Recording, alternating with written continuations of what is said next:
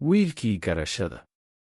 Wakhti ayaa waxaa magaalo yar ku noolaa wiil yar oo garasho badan. Wiilkaasi wuxuu ahaa da' ahaan 11 jir. Wuxuu la noolaa hooyadii iyo aabbihiis oo aad u jeclaa. Maalin maalmaha ka mid ah ayuu wiilkii yaraa wuxuu booqasho u aaday awowgiis oo degganaa tuulo aan aad uga fogayn.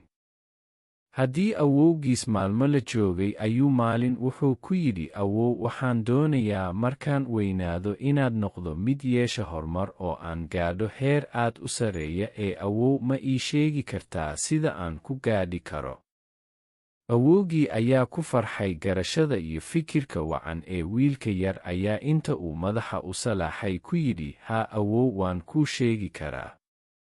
Maalintii ku xigtay odaygii ayaa wiilku awowga u ahaa soo kaxeeyey. Wuxuu geeyey dukaan lagu iibiyo dhirta la abuurto. Wuxuuna la soo iibiyey 2 geed oo isku mid ah. Markay guriga ku soo laabteen ayaa odaygii 2dii geed midna koob dhirta lagu beero ku riday oo daaqadda saaray meel qorraxdu ka ifiso.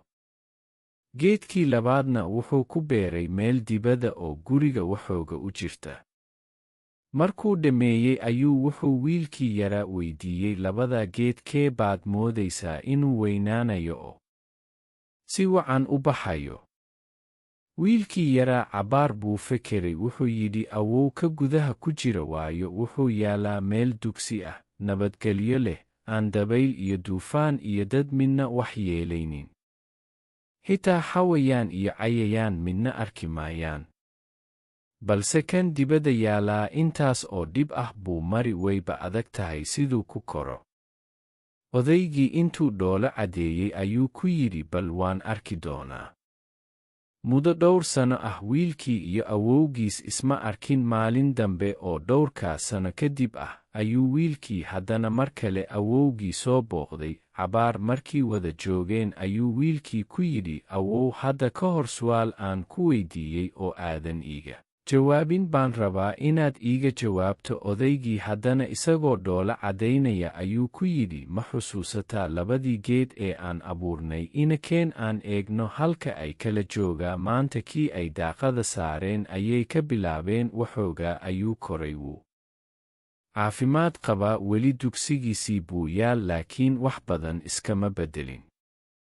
Kadib kii dibadda yaalay bay u yimaadeen. Wiilkii yaraa baa qaadan waayey geedkii. Intuu dherer iyo baaxad yeeshay buu caleen ka buuxda oo laamo waaweyn oo dhinac walba u baxay leeyahay oo 100 qof hadhsan kartaa.